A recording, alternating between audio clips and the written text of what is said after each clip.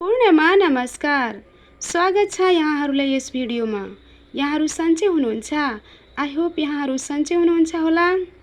आज हामी नेपाली व्याकरण अन्तर्गत पर्ने कालपक्षको बारेमा अध्ययन गर्नेछौँ। अघिल्लो भिडियोमा मैले कालपक्ष अन्तर्गत पर्ने वर्तमान कालको बारेमा अध्ययन गराइसकेकी छु। आज भने हामी भविष्यत कालको बारेमा अध्ययन गर्नेछौँ है त। अब हामी विषयवस्तुतिर लागौँ। भविष्यत काल। आउने समयलाई भविष्यत काल भनिन्छ। भविष्यत कालका 3वटा पक्षहरू हुन्छन्, जस्तै सामान्य भविष्यत, अपूर्ण भविष्यत, पूर्ण भविष्यत हैन। अब हामी सामान्य भविष्यतको बारेमा अध्ययन गर्नेछौँ। सामान्य भविष्यत कालको वाक्य कसरी बनाउने हैन, कर्ता हैन, धातुमा के प्रत्ययहरू लागेर क्रिया बन्छ र त्यो क्रियापदले कसरी वाक्यमा प्रयोग गर्ने, मैले यी सबै चाहिँ नियमहरू हजुरले बताउने छु, रुलहरू हैन। अब हेरौँ। सामान्य भविष्यत। कर्ता प्लस धातु प्लस ने छ, ने छु, ने छन्, ने छिन्, ने छे, ने छौ, ने छौँ, नु हुनेछ, ने छस् जस्ता सहायक प्रत्यय वा क्रिया लागेर वाक्य बन्छन्। जस्तै हेर्नुहोस्, यता यी सबै लेख, घुम, पढ, बन, खेल, सुत, भन, खेल, यी सबै के हुन्? धातुहरू हुन्।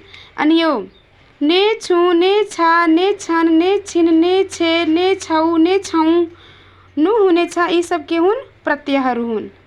अब यहाँ यो लागेर फेरि नयाँ शब्द बनेछ, क्रियापद बनेछ हैन। अब पढौँ। लेख प्लस ने छु, लेख्नेछु, मा कविता लेख्नेछु। हेर्नु, यहाँ मैले वाक्यमा प्रयोग गरिदिएछु। यहाँ हेर्नु, एरो दिएछु हैन। यो धातु हो, यो क्रिया हो, यो वाक्यमा प्रयोग हो। घुम प्लस ने छ, घुम्नेछ, ऊ काठमाडौँ घुम्नेछ। पढ प्लस ने छन्, पढ्नेछन्, उनीहरू कथा पढ्नेछन्। बन प्लस ने छिन्, बन्नेछिन्, सीता डाक्टर बन्नेछिन्। खेल प्लस ने छे, खेल्नेछे, ऊ भलिबल खेल्नेछे। सुत प्लस ने छौ, सुत्नेछौ, तिमी खाटमाथि सुत्नेछौ। भन प्लस ने छौँ, भन्नेछौँ, हामी नेपालको बारेमा भन्नेछौँ। खेल प्लस नु हुनेछ, खेल्नु हुनेछ, उहाँ क्रिकेट खेल्नु हुनेछ। अनि मैले चाहिँ यहाँ हजुरहरूको लागि केही नोट लेखाइदिएछु है। यो नोट बुझ्नुभयो भने हजुरलाई धेरै सजिलो हुन्छ सामान्य भविष्यत कालको वाक्य बनाउन है।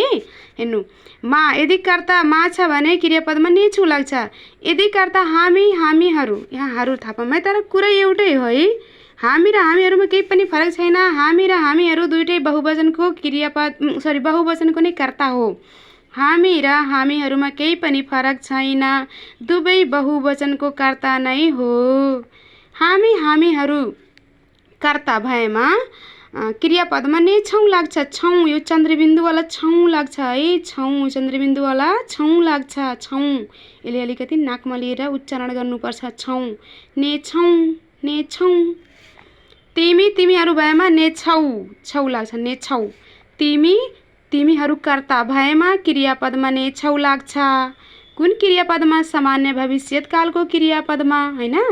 तपाईँ, हजुर, उहाँ जस्ता उच्च आदरणीय व्यक्तित्व हुनुहुन्छ भने कर्तामा त क्रियापदमा नु हुनेछ। सरी है, सरी फर दिस, नु हुनेछ। क्रियापदमा के लाग्छ? नु हुनेछ। साथीहरू, भाइहरू वा बहुवचन भएमा के भएमा? कहाँ भएमा? कर्तामा भएमा।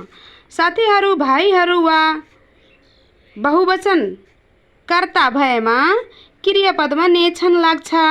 सीता, गीता स्त्रीलिङ्ग कर्ता भएमा क्रियापदमा ने छिन्, ने छे लाग्छ। राम, श्याम पुल्लिङ्ग कर्ता भएमा क्रियापदमा ने छ लाग्छ।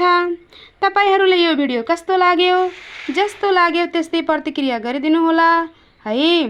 भिडियो हेरिदिनु भएकोमा, भिडियो हेरेर केही कुरा सिकिहाल्नु भएकोमा त्यसको लागि मुरी धन्यवाद। Thank you very much. Thank you very much. Take care. Bye bye. Have a good time.